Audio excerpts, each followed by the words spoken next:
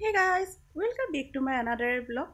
আৰু বহুত দিন মই ব্লগ দিয়াই নাই। আজি ভাবিছোঁ আকৌ বহুত দিনৰ ওপৰত ব্লগটা ষ্টাৰ্ট কৰোঁ। ইমান গৰম হৈছে আৰু অকণমান ব্যস্ত হৈ থকা হৈছে, সেইকাৰণে ব্লগ দিব পৰা নাই। আজি ভাবিছোঁ ব্লগৰ মূৰটো এৰিব পৰা নাই, সেইকাৰণে আকৌ বোলো নতুনকৈ আজি ব্লগটা ষ্টাৰ্ট কৰোঁ। তেতিয়াহ'লে মই নৱনীতাই মোৰ আন এটা ব্লগ নৱনীতা হেপী লাইফছলৈ আপোনালোক সকলোকে স্বাগতম জনাইছোঁ। তেতিয়াহ'লে চাই থাকিব মই আজি কি দেখুৱাওঁ।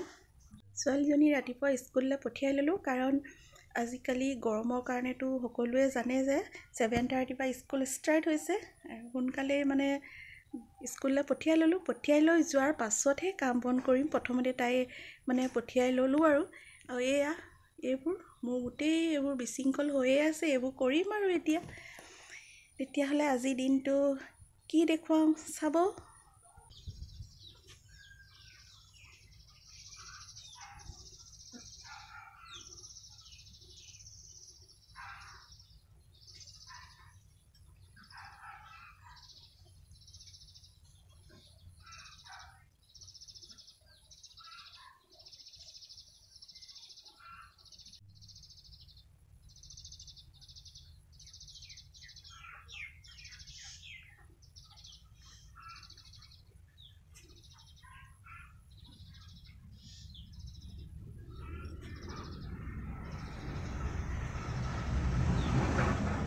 আৰু মই এজোপা গোলাপ ফুল ৰুইছোঁ ঘৰৰ পৰা আনি।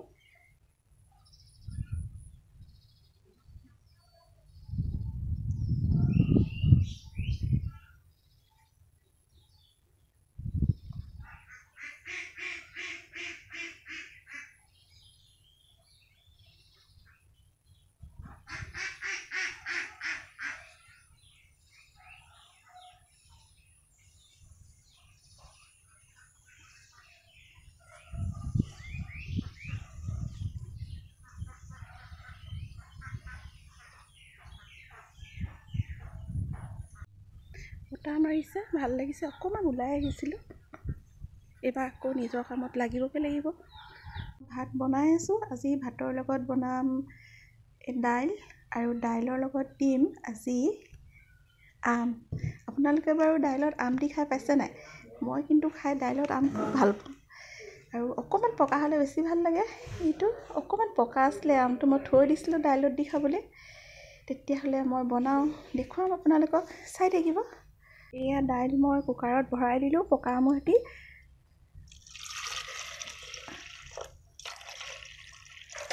পানী আৰু নিমখ আৰু দিম হালধি।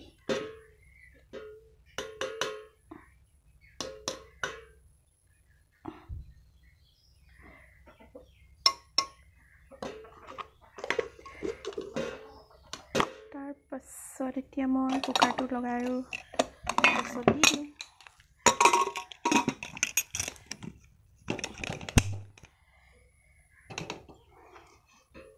তেতিয়াহ'লে মই কুকাৰটো দি লওঁ আৰু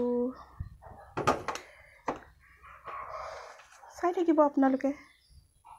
আৰু লগত বনাম মই কাচকলনো মই কেনেকৈ বনাওঁ আজি দেখুৱাম, সেইটোও চাব আপোনালোকে। কাচকল দুটা আৰু আলু দুটা, এইকেইটা মই আজি বনাব লৈছোঁ।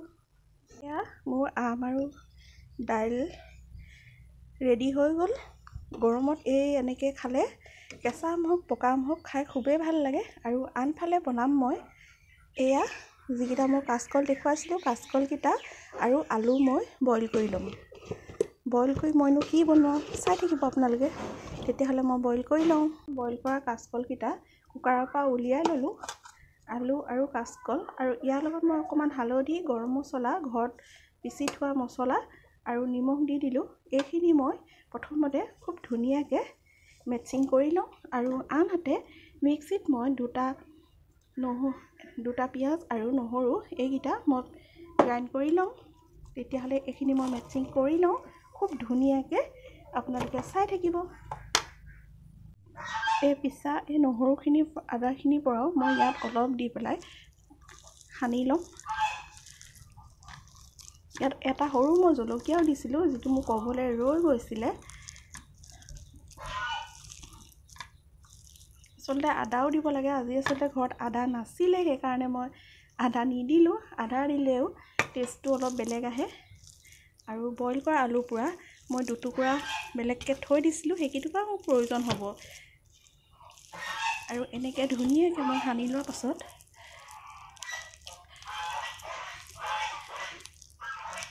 আচলতে কলকেইটা মানে ঘৰৰে আছিলে আৰু কল থোকা বুঢ়া হৈছিলে, সেইকাৰণে বহুত টান নিচিনা হৈছে। মোৰ সানিবলৈ অকণমান দিগদাৰে হৈ গৈছে। আৰু এনেকৈ এটা এটা মই বইল কৰি ল'লোঁ। কোনোবাই ডাঙৰ কৰিলে ডাঙৰ, ইচ্ছা কৰিলে ডাঙৰ কৰিব পাৰে, সৰু খাওঁ বুলি ক'লে সৰু কৰিব পাৰে। মই ডাঙৰেই কৰি দিছোঁ।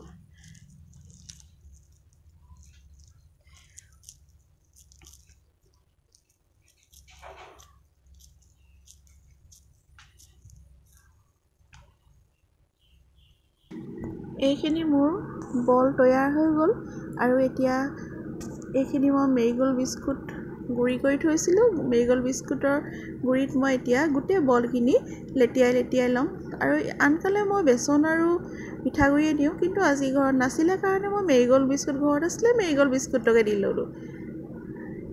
আৰু আনফালে মই কেৰাহী গৰম কৰি থৈছোঁ। তেলত এটা এটাকৈ মই গোটেই বৰখিনি দি যাম, দি এনেকৈ ভাজি ল'ম।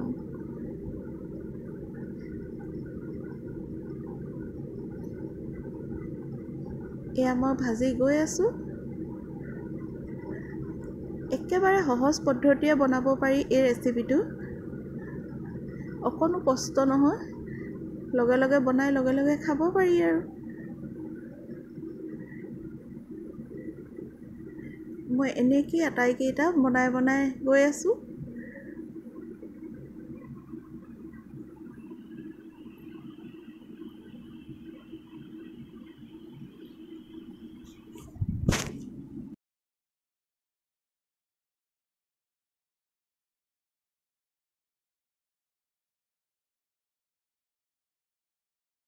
এইখিনি হোৱাৰ পাছত মই সেই তেলখিনিতেই মিক্সিত কাটি লোৱা পিঁয়াজখিনি তেলত দি দিলোঁ।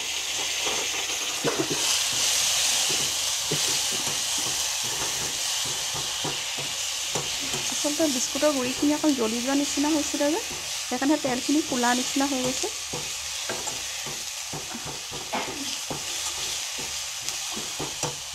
আৰু ইয়াত মই অকণমান হালধি দি দিম। ইয়াৰ পৰা এটা লৈ যোৱাচোন।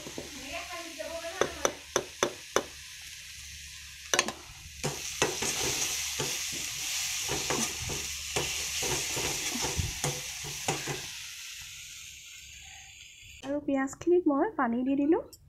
আৰু বইল কৰি যিখন আলু থৈ দিছিলোঁ, সেই আলুখিনিও মই ইয়াত দি দিলোঁ। বেটি কি কৈছে?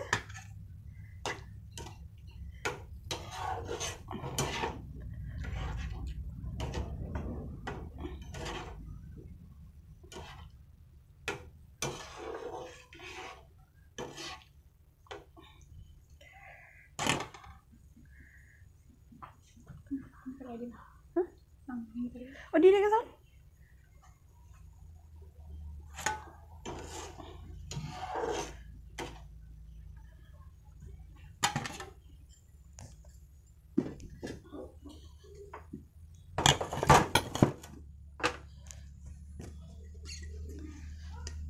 আৰু ইয়াত মই অকণমান নিমখ দি দিলোঁ, বহু নিদিওঁ কাৰণ আগতে নিমখ দি থোৱা আছিলে।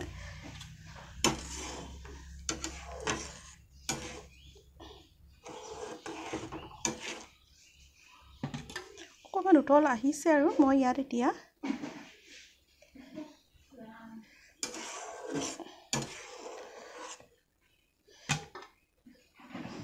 এই কলৰ বৰকেইটা দি দিম।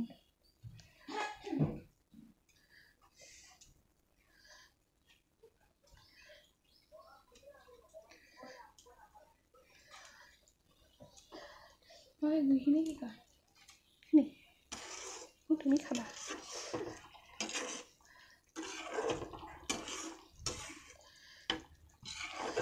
আপোনালোকে মোৰ ৰেচিপিটো কেনেকুৱা পাইছে বাৰু? আপোনালোকেও এনেকৈ বনাই খায়নে? আৰু কোনোবাই যদি খোৱাও নাই, বনাই এবাৰ ট্ৰাই কৰি চাবচোন, খুব ধুনীয়া লাগে। কাচকলৰ নিচিনা নালাগে আৰু বহুত মানুহে কাচকল খাই বেয়াও পায়, বনালে থেপথেপীয়া টাইপ হৈ যায়। তেওঁলোকে এনেকৈ বনাই খাই চাব, ভাল পাব খাই। আৰু মই প্ৰায় এনেকৈয়ে বনাই খাওঁ, নহ'লে ভাজি দিলে ছোৱালীজনীয়ে নাখায় কাচকল। ফ্ৰাই কৰি দিলে খায়, কিন্তু ভাজি বনালে কেতিয়াও নাখায়।